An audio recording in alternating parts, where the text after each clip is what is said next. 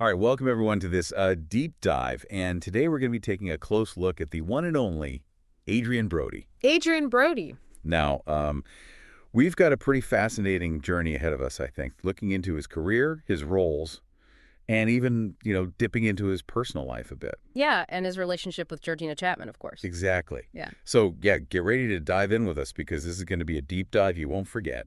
Yeah, I think what's so interesting about Brody is this sort of interplay between these incredibly intense emotional roles that he's taken on, but then also dipping his toes into all these other genres, too. Yeah, it's true, it's true. Which is really exciting, I think, as an actor, to not be kind of pigeonholed into one sort of thing. Yeah, you get the feeling he really likes to challenge himself and doesn't want to be, kind of stuck in a box. Exactly, exactly. So let's kind of go back to the beginning a little bit. We know that Brody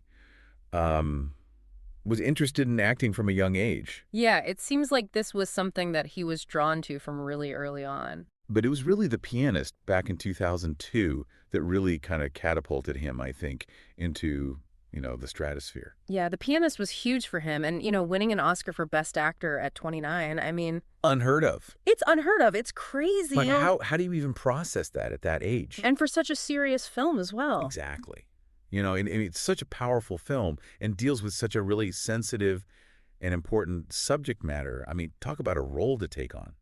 And just thinking about the kind of dedication that must taken to really inhabit that character. I mean, the weight loss, the isolation, Method acting at its finest. It's unbelievable the lengths he went to really get into the headspace of that character, Well, and I think you really see that on screen. Oh, absolutely. It's not just like you're watching him act. You really feel the emotional weight of what he's going through. Yeah, it's a film that definitely stays with you, for sure. For sure. So I'm curious, though, like after a role like that, right, that's so defining. Where do you go from there? Where do you even go, right? Yeah. I mean, what's interesting is it seems like he just kind of went in a totally different direction. He did. And almost like he was making a statement, Yeah. Like, don't define me by one role, right?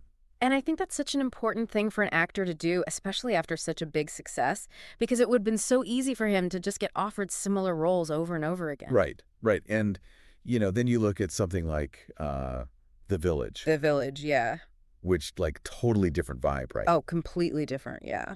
It's like, Shyamalan and his twists and turns, and it's got that sort of, unsettling atmosphere. Yeah, and the kind of mystery that goes on throughout that film. It's like a world away from The Pianist. Yeah, totally. And then you have King Kong, which is, epic adventure, larger than life, Yeah, just massive in scale compared to something like The Pianist or even The Village. It's such a wild swing, Yeah. I mean, what do you think he's kind of seeking with those choices? I think it shows he's really drawn to stories that offer him a new challenge, Yeah. Different ways to explore human emotion, different experiences. It's like he's not afraid to take risks, even if it means going outside his comfort zone.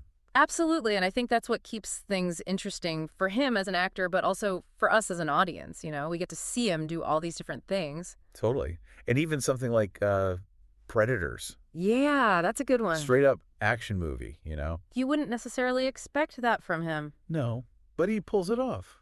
He does. It just shows his range, Totally. And speaking of range, let's shift gears a little bit, and talk about his personal life. Yeah. Because he's currently with Georgina Chapman, who is the ex-wife of Harvey Weinstein. Right, which is a relationship that's definitely gotten a lot of attention, especially given everything that's happened with Weinstein and the whole #MeToo movement. Yeah, that's something that's, really had a huge impact on Hollywood. Absolutely. And, it is a complex situation. Chapman and Weinstein, they share children together. And so it's a lot to navigate. Yeah. And it kind of makes you think about how someone like Brody, who's in the public eye, how he kind of manages those personal dynamics, It's a good point, and I think it reminds us that, celebrities are still human beings with their own private lives, and they deserve respect and privacy, especially when it comes to things like this. Oh, for sure.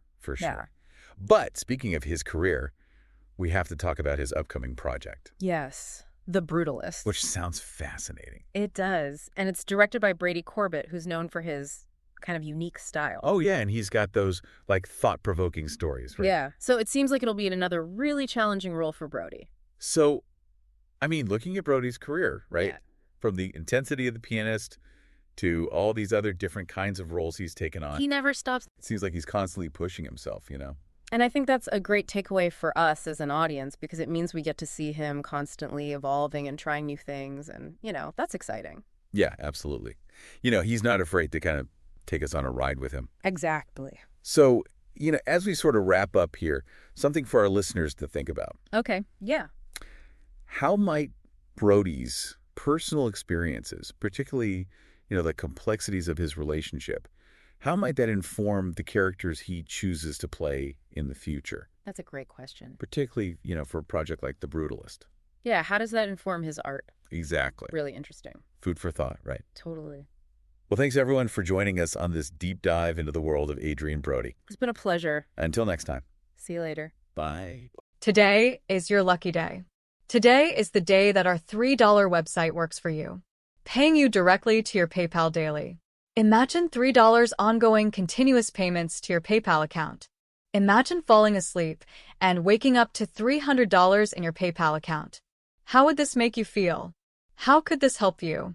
What bills could you pay? What kind of fun could you have? What does that retirement look like now? All for a one-time payment of $3. This website is DFY done for you, fully built and completely hosted, and never stops collecting payments for you. You have spent $3 on coffee on a regular, but that coffee won't help you create multiple streams of income. Click the link below.